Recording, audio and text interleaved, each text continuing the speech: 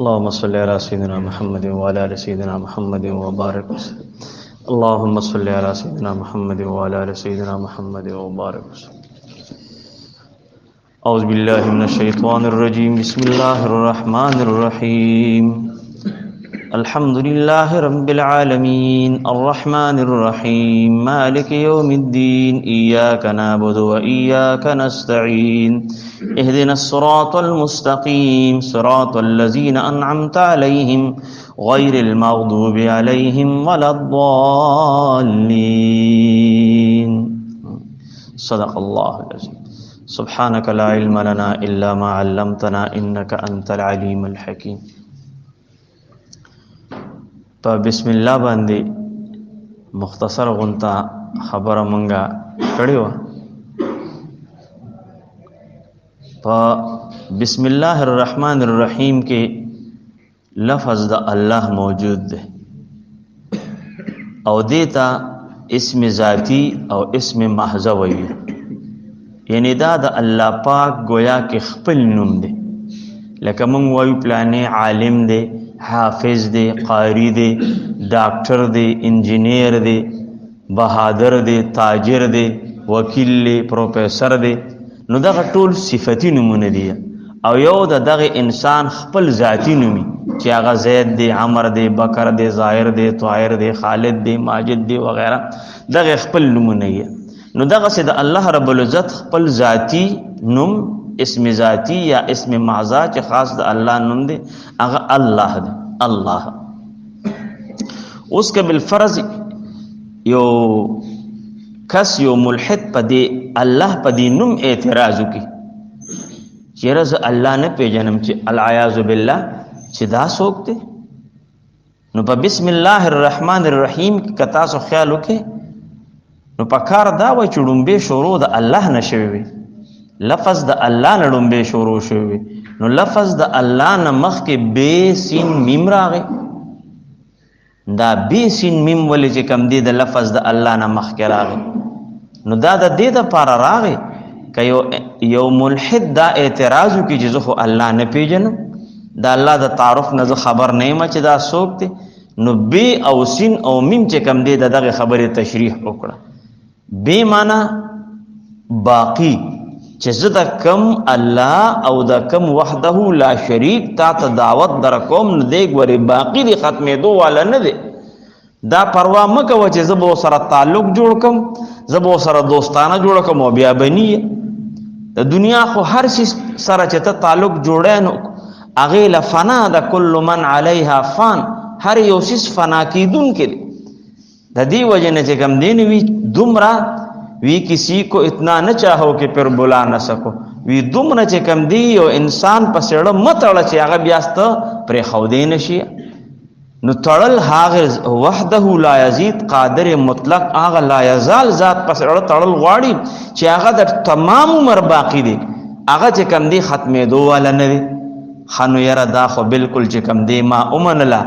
چې یره زه دا خو بالکل باقی دی، خو یاره اوس دا پته راته نشته چې دغه ذات کې څه عیبونه، څه نقصانات، څه کمې بیشي هم شته او که نه،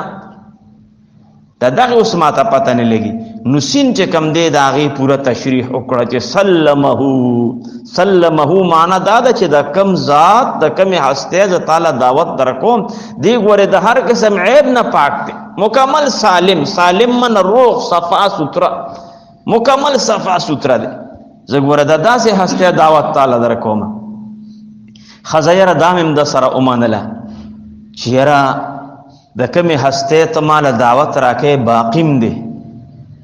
او اس عیب هم پکې نشته، نقصان هم پکې نشته، خو یره یو خبره ده زما خو به شل ضرورتونه پیښیږي، نو چې اوس لاس کې څه اختیار هم شته او که نه، زما خو به ورته ضرورتونه هم پیښیږي، نو چې څه اختیار یې لاس کې شته او که نه، نو میم د هغې تشریح مکمل وکړه چې مالک الملک، مالک د بادشاہ دی، دغه پروا مه کوه، زورور حکمران دی، زورور بادشاہ دی، عام هستیم نه د زورور بادشاہ دی. نو لہذا دغه درې واړه خبرې ستا حل شي. دغه یره دې پړه کې وه چې یره زه کوم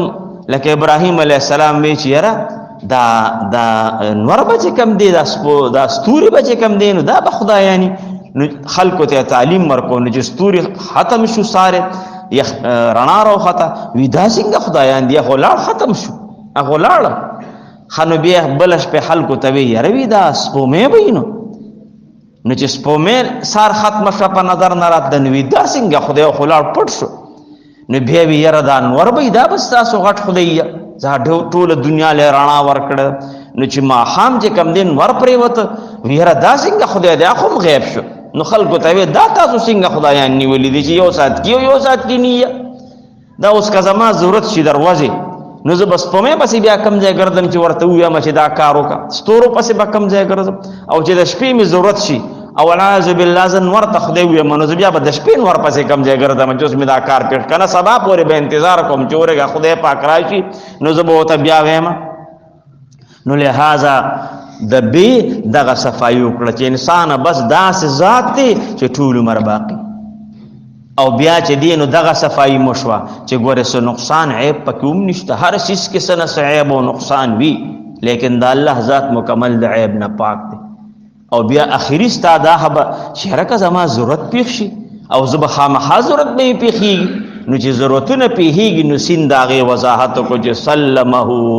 دغه پروا مکوا سلمه مکمل د هر قسم عیب نه پاک دی نو چې هر کله دا درې صفات وورید نو فورا شوق پیدا شو چې اوس راته د خپل هسته اصلي نوم واخله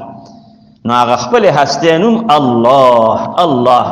بسم الله کې الله چې دغه هسته نوم خپل ذاتی نوم الله دی او بل وضاحت چې زه تعالی د کمی هسته دعوت در کوم چې دا هستی یو ده نو ګوره دا خپل ذاتی نوم نم دا واضح کیږي چې دا هستی یو ده په دنیا کې محترم تاسو خیال وکړئ چې د هر یو چیز نوم دی کاغه د انسان نوم دی کاغه د جاندار نوم دی کاغه د بیجان چیز نوم دی کاغه د هر چیز نوم دی خو چې دغه نوم نړو منی حرف کټ کې نو اخو یا بالکل بے معنا شي او که بے معنا نیه نو سبل سدي جوړ شي سبل سدي جوړ شي لکه اسه عام تاسو یو نوم والے مثال په تور زید یو نوم دی زید او د دې نه ماړو منی زی کټ کړه نو یت پاتې شو نو یت خلاص ته وي او کې دې شي داسې یو ټکی چې داغه نزلو منی حرف کټ کم هغه اړو معنا پاتې نشي بس هر سبل سدي جوړ شي لیکن د الله رب العزت دینوم کې عجیب کمال له چې الله نه الله اول سر کې ته الف کټ کا الف ته کټ کا نو صفات شو لله ما فی السماوات و ما فی الارض اغه لله د الله د پاره استعمال شو دا غینم بل څه مطلب نه ولاړ شو اے د دې لله نه چې کم دی امه دا یو لام کټ کا له پات شو له مقاليد السماوات والارض اغه له بیا د الله د پاره استعمال شو اړو فرق پکې رانغه اے د له نم دا لام کټ کا هو پات شو هو الله الذي لا اله الا هو نو لہذا لفظ د الله نه چې کم دی دا خبره ثابت شو چې ګوره دی په اس قانون کې چې کم دی شراکت نه قبل که هر څومره پکې ته د پنوم کې کمې به شي او کې خو ګوره شراکت نه قبلې نو لفظ د الله نو چې هر کله دا بای دا خو په دنیا کې چې موږ کار کوو وکیل صاحب دی چې کم دی ملزم هغه تراولي وای گواهان پیش کا وای کم از کم 2 گواهان خو پکار دي ځکه چې د 2 گواهان نه بغیر خو بیا کار نه کیږي نو فورا بصره او د الله صفتی نمونه گویا کې په شکل لګوا پیش شو چې الرحمن الرحیم چې دا رحمان او رحیم دا گویا کې 2 صفتی دغه چې کم نینو پیش شو چې دا الله پاک چې کم دی ان تمام مخلوق د فرمان بردار دی تمام مخلوق د پاره رحیم دی تمام مخلوق د پاره چې کم دی نو رحمان دی نو لہذا په بسم الله کې چې کم دی چې په دې باندې هغه تحقیق یو انسان ووري گویا کې د ذهن بکلیر شي چې واقعي چې کم دی ما چې کم الله تبلیه هغه الله چې کم دی بالکل د دې خبره مستحق ته چې په ایمان راوړم نو دا خو مختصر غونته خبره وا د بسم الله سره تړلې وا باقي اوس د الحمد شریفه ابتدا دې باندې اوس ابتدایي خبرې کوو ابتدائی تعارف د الحمد شریف خدا دې د سورته فاتحه چې دا د قران پاک لومبني سورته ده خو نزول په 5 نمبر باندې شوی دی 5 نمبر باندې دا شوی دی آیاتونه پکې ودی کلمات پکې 25 دي حروف پکې 126 دي او مکی سورته ده او د سورته مدثر نه پس او سورته لهب نه مخ کې نازل شوی دی او د لوح محفوظ د ترتیب مطابق د قرآن پاک دا صورت مبارک ابتدائی صورت دی. دا ابتدا کې چې کوم لګېدلې دی الحمد شریفه، نو دا ترتیب د لوح محفوظ کې چې کوم دی د قرآن پاک دغه څه ترتیب دی. د دې وجه نه دې ته سوره فاتحه وایي. فاتحه معنا شروع ده، او دا صورت مبارک مختصر دی، لیکن حقائق او معنو نه دا لبریز او دلنشین او دلاویز دی، ناشنا صورت دی. ادین د دې مبارک او مقدس کتاب آغاز کیږي، ابتدا کیږي، چې داغه داسې صورت چې د انساني تاریخ هغه روخه چې کم دی بدل کړي. په دې صورت کې گویا کې سمندرونه پراته دي چې هغه د فکر او نظر کې چې کم دی انقلاب پیدا کړي دي. هغه چې کم دی زړه او روح ته چې کم دی یو نوې ژوندۍ ورکوي. دا صورت مبارک دی کې دومره کمالات او دومره خبرې پرتی دي. باقی دغه نه مخکې مونږ دا لفظ د صورت استعمالو، سین ووره ته، یاره دا صورت قریش ته، دا صورت یاسین دی، دا صورت مزمل له، دا لفظ د صورت سین ووره ته. نو دا صورت چې دی د دې خپل لفظي او لغوي معنا ده بلندی یا یو اوچت منزل. د خپل لغوي معنا ده بلندی یا یو بلند منزل. دا د صورت خپل لغوي معنا ده. یعنی څنګه چې د دنیا نور کتابونه په مختلفو بابونو او چپټرو کې تقسیم شوي وي، نو دغه څه چې کوم دی قرآن پاک هم په مختلفو صورتونو کې تقسیم شوی دی. گویا کې دا هر یو صورت چې دی دا د قرآن پاک یو بلند منزل، یو بلند عمارت دی چې څونه مخکې ځي نو بس اوچتیا ته بخیږي، بره بخیږي. بل د دې صورت چې کوم دی دویمه معنا ده شهر پناه. شهر پناه اوس دغه نه خو موږ واقف نه یو، خو لکه کتابونو کې مخ ویلي دي چې په خوابه د دې خارون نه یو غټ دیوال توشه و چاپیره، لوی دیوال به توشه و. لکه په خوا خو هوایي جهازونه خو نو کنه چې خلک به په هوا کې راوړېدل، خو په ځمکه به خلک نو هغه یو لوی دیوال به مضبوط دیوال، غالبا دا دیواری چینم کې دي شي په دغه نسبت سره جوړ شوی یا نو هغه نه به دغه علاقې حفاظت کېده، هغه ته به شهر پناه وي یا فصیل به ورته وي، یعنی فصیل شهر به مرتوي. نو چې څنګه دا فصیل شهر دې ټول خار باندې د احاطه کړی، نو دغه سه دا صورت چې کم دې په خپل منس کې په خپل مضامینو باندې مکمل احاطه کړی. دې صورت کې خپل مضامین مکمل دراغون کړی، بل صورت کې بیا نوې خبره شروع کیږي، اب بالکل نوې چپټر دی د خپل مضامین چې کم دې په خپل کې احاطه وکړي. د قرآن شریف دا مختلف سورتونو ترتیب چې دی دا نبی علیہ الصلوۃ والسلام د وینا مطابق شوی. هغه مبارک دا ترتیب چې دا الته لګوي دا دلته لګوي. د ټولو سورتونو تعداد چې کم دی 114 دی، او د سورتونو دا نمونه چې کم دی دام نبی علیہ السلام اخیریو. نبی علیہ السلام خدا ځان یې خنو کنه، خدا الله تعالی طرف نه ورته تعلیم ورکړ. د دین علاوه د ډیرو سورتونو نمونه، د بعضو سورتونو نمونه دوام ذکر شوی دی، د بعضو درې ذکر شوی دی، د بعضو 15 ذکر شوی دی، د بعضو د 15 نم سیوا ذکر شوی دی. د سوره فاتحه نمونه تقریبا 27 نمونه دی اضافي، 20 نمونه د دې اضافي صفتی نمونه ذکر شوی دی. سوره فاتحه متعلق عبد الله ابن عباس رضی الله تعالی عنہ فرمایي چې مونږه یو ځل رسول الله صلی الله علیه وسلم سره ناس کو،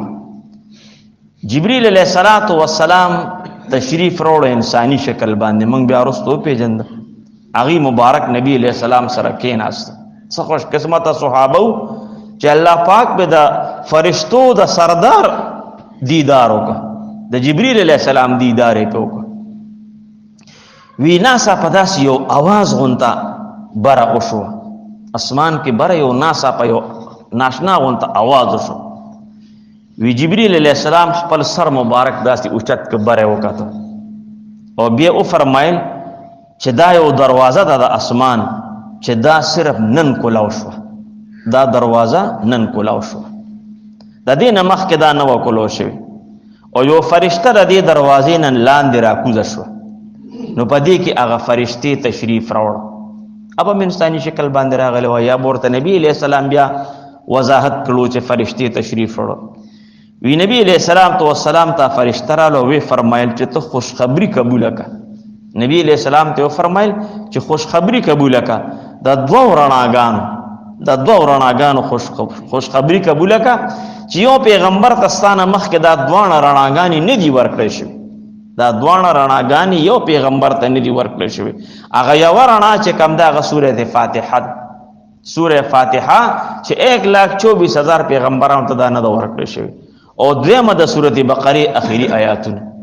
اخیری آمن الرسول نه تر اخره پورې کتا ځو خلق کړي قبر ته خلق وی کړه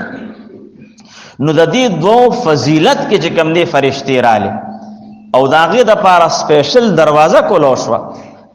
او سپیشل فرشتي تشریف راوړو او نبی علیہ السلام ته وی چې تاسو ته خوش خبری ده چې الله د یو دوه نعمتونو یو دوه رڼاګانې درکړه چې دا ډېر قیمتي نعمتونه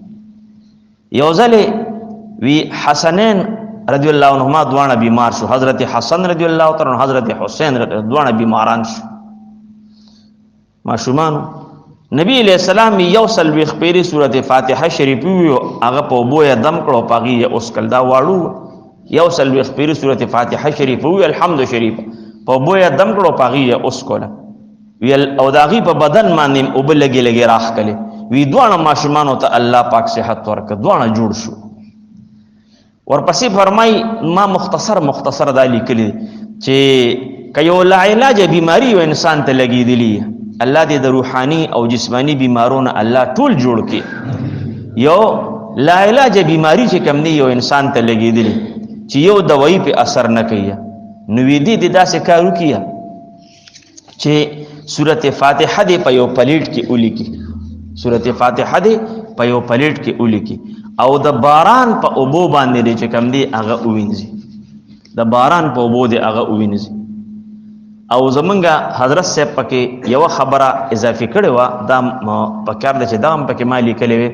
هغه وی چې د باران یو د سورۃ فاتحه ته الله شفا ویل دي او د باران اوبو ته الله ویل دي ما ان طهورا پاکي اوب او بل طرف ته د شاتو بارک الله فرمایلی دي چې فيه شفاء للناس دې کې د انسانانو د خلقو د لپاره شفا ده نو یو سورۃ فاتحه شفا شو یو شات شفا شو او یو ما ان طهورا او به هغه گویا کې شفا ده نو دا درې وانه چې رايوځي شي او حضرت سیبوی چې دا بیا په یو مریض تاسو اوس کوي ان شاء الله بس خدای پاک نو دې مفسرین لیکلي دي دی پکې د شاتو ذکر نه دی کړی چې سورۃ فاتحه ولیکه او د باران په اوبو باندې چې کم دی هغه اصول وی او سلک غونتا لون لاس په مخ باندې عمره کاږي او درې وخت دغه اوبوس کې سار غرمه ما خام او بهتر ادا د چې پنار استډیوس کې نو وی الله پاک بچ کم دی دا لا علاج بیمارانه ورته خدای پاک شفا ورکي لا علاج بیمارانه به خدای شفا ورکي چې ډاکټران ورته ویل دي چې تنه جوړيږي بل دا چې په اوبو یا په تیلو باندې دم کی او د درد په ځای باندې ولګي چې یو ځای کې درد دی تکلیف دی داسې د زیتون تیل وغیرہ مناسب چی هغه باندې یو سلوي خپري سورۃ فاتحه شریف ویل شي او هغه دم کی او په هغه ځای باندې نری غونته لاس راکاږي بالکل به الله پاک جوړي بالکل به الله جوړي خدا دې چې دې لبس یقین شرط تاسو تکله کله یو خبر عرض کوم چې هغه د امام احمد بن حنبل رحمت الله علیه هغه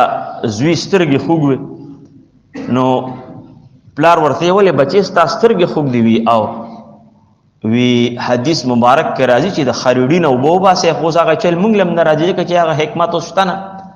د خریډین او بوبا سه او د سترګې کې واچي نو خدای به جوړ کړي نو زوی ورته وی بابا په هغه مم تجربه وکړه وا مې چولې خو وی جوړ نشو نو امام احمد بن حنبل ما رحمت الله و د خدای بنده توبه وباسه د خدای په کلام باندې تجربه کې توبه وباسه اخوالکو کنه وتوی شابه فورا پکې واچو په یقین واچو چې ټیک به دې سره الله زما سترګې جوړي د خدای پیغمبر رشا وایي او درته خو چې وچولې پکې نو ټیک شو نو اصل کې دې زونو سره یقین شرط ضرورت بل وی کيو انسان فالج وهلیه یا ورته د عرق النساء تکلیفیه نو وی سورۃ فاتحه دې په پلیټ کې ولیکي او په اوبو یا د زیتون په تیلو کې دې حل کې او په هغه ځای باندې دې لګي الله په به جگ جوړ کیا وی داس د دین علاوه سخت مرض یا یو انسان ته سخت حاجت پیښ شو سخت مشکل ورته پیښ شو، نو وی د سحر د سنتو او د فرض منځ کې د یو سلويخ پیری الحمد شریفه وی. او زمونږ باباجي صاحب رحمت الله علیه به فرمایله چې یاره بیا په دې انداز سره که ووینو ډېر به بهتري چې هر یو خو سره هر ځلې بسم الله وی، هر ځل وسره بسم الله وی، او بل بسم الله الرحمن الرحیم الحمد لله رب العالمین چې دا میم او لام یو بل سره یو ځای کوي، نو دا بیا بهتره طریقه ده. ولدوالین پورې 41 پیری. نو دا خو مختصره غونته د سورته فاتحه هغه لږ وضاحت. خلاصه د دې سورت مبارک چې ده، په دې سورت مبارک کې شپږ سیزونه اجمالی طور د هغې بحث شوی دی. اجمالی یعنی مختصر غونته په دې سورت. نور قرآن بیا د هغې شپږو خبرو تفصیل کړی دی. لومبې پکې د الله د وحدانیت، د الله وحدانیت، دویم رسالت، دریم عبادت الهی، سلورم اسلام، پنځم د کفر او شپږم نفاق. د دې شپږ خبرو ته پکې اشاره شوې ده په سورته فاتحه کې. باقی تمام قرآن پاک د دې شپږو خبرو تشریح ده. په اتفاق د جمله قاریانو د دې سورت مبارک و آیاتونه دي، ځکه دې ته 7 مسانی وایي. 7 وته وایي او مسانی دوباره نازلېدو ته وایي. نو یو خدا سورت مبارک چې کوم دی په نبی علیہ السلام باندې په مکه کې دوباره نازل شو، مدینه منوره کې دوباره نازل شو، مکه کې نزول شو، مدینه کې نزول شو. نو د دې وجه نه چې کوم دی او یا مسانی چې کوم دی نو دوباره ته وایي. یعنی دا سورت مبارک مونږ به دوباره په هر رکعت کې وایو، یو رکعت کې بلکې بیا وایو، بلکې بیا وایو بار. نو دې وجه نه دیتا مسانی وایي. په دې سورت مبارک کې الله تعالی خپل بندگانو ته په دربار الهی کې، یعنی د الله په دربار کې د درخواست ورکولو طریقه هغه ورته ښودلې ده. په سورت فاتحه دا کویا کې یو درخواست الله پاک ته، خو اوس درخواست به څنګه لیکي؟ نو خلک په سکول کې ماشومانو ته درخواست ولیکي. مونږ استادان ماشومانو ته درخواست ولیکو چې داسې به لیکي، نو ماشومان یې یاد کړي. نو بیا چې هغه لوی شي چې ته اپلای کوي، نو هغه درخواست ورته یادي، نو هغه څه درخواست چې کوم دی نو هغه بیا ولیکي. نو د درخواست خپله یو طریقه ده. د دې نه علاوه عام طور په درخواست کې 3 خبرې وي. یو چې ته چاته درخواست لیکي، داغه هسته القابات، داغه مقام، داغه هغه به ذکر کوي چې ته چاته لیکي. نو په خدمت جناب پرنسپل صاحب، په خدمت جناب ډایرکټر صاحب، په خدمت جناب پلانې کنه یو دغه وزیر اعلی صاحب، گورنر صاحب، داغه القاب به ذکر کوي. دویم دا چې دا درخواست پیش کوي، نو دی به پکې خپل حیثیت ښکاره کوي چې زما څه حیثیت دی. نو میں آپ کے زیر تعلیم ہوں، لگیم دلتا تاثرہ، یا زه په دې پلانی عہدہ باندې لگیم کار کوم، دی بخپل حیثیت و تخکاره کیه. او دریم بیا په درخواست کې باډي اف د لیټر ورته وي، مضمون د درخواست مضمون، دا 3 خبرې. نو په دې صورت مبارک کې د الحمدلله رب العالمین راواخله تر د مالک یوم الدین پورې دا القاب دي د الله تعالی. دغه ځای کې موږ لومبې صفت د الله تعالی شروع کو. او ته چې یو انسان داغه خامخا انسان تم چې یو خبره پیش کې، نو لومبې داغه القابات سره کې دغه خو نه وي سړی درخواست پیش کی مال نوکری راکا، دغه خو څوک نه وي. لومبې خو سر کې خبر برابر هغه القابات ذکر کی، بیا منس کې چې د څه زما ضرورت ته نوکری تا وغیرہ هغه خپل خبره پکې ذکر کی. نو دا سرنا اخره پورې چې سړی په دنیا کې بچا باندې خپل کار عام ژوندۍ کې کینو دا غلګ داسې صفت په ذکر کې. زما دا کشرو چې دی ثنا الله شاه په سدي داسې لک کشرو، نو دی ومنګه کنه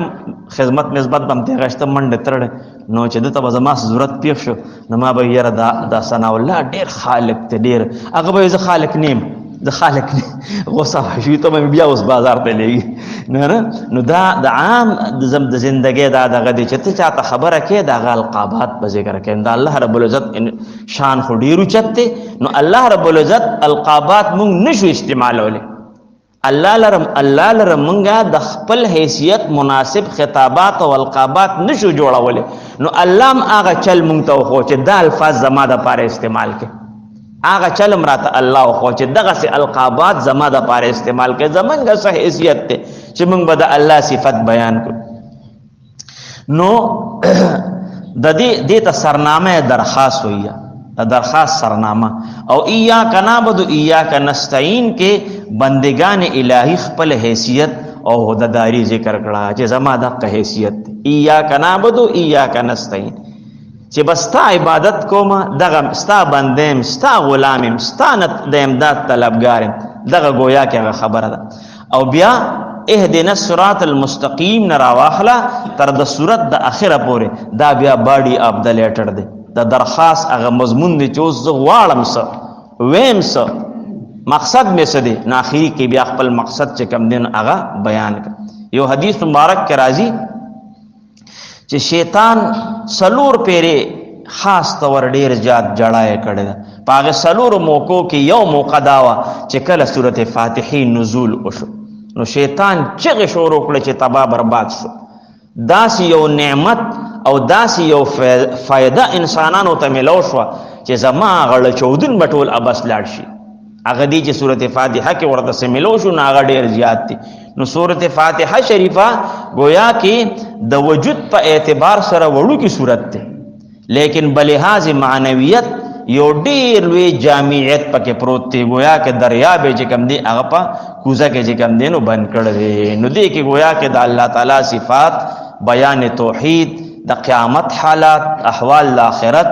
خپل احتیاج او غلامی الله ته داغه اقرار کول، او بیا خپل مطلب اظهار کول، او بیا اخره کې چې کوم مقبول بندگان دي داغه د الله په دربار کې ذکر کول، او بیا اخري کې چې کوم دی چې کوم مردود خلق ته چې هغه غضب شوی دي داغه چې کوم دی گویا کې ذکر کول. نو دغه د سورته فاتحه هغه ابتدایي هغه تعارف او خلاصه وا. سبا ان شاء الله که جمدی پاتې شو نو بیا به سورته فاتحه باندې شروع وکړو. الله تبارک وتعالى دې په دې وړاندې ماته بیا تاسو ته د عمل توفیق را نصیب کړي. واخر الدعوان اللهم امين. الحمد لله رب العالمين الرحمن الرحيم. اللهم ارحمنا وارحم امة محمد صلى الله عليه وسلم. اللهم انصرنا وانصر امة محمد صلى الله عليه وسلم. اللهم فرج كروبنا وكروب المسلمين. اللهم افرج لنا وافرج محمد صلى الله عليه وسلم. جزاك الله خير يا مشر. سورة فاتحين ان شاء الله وضو کنا او دا سه بس روټین سره ترجمه روان شي، بیا به کتاب ان شاء الله 2 ورځې کې بیا به کتاب شروع کې ان شاء الله العزیز.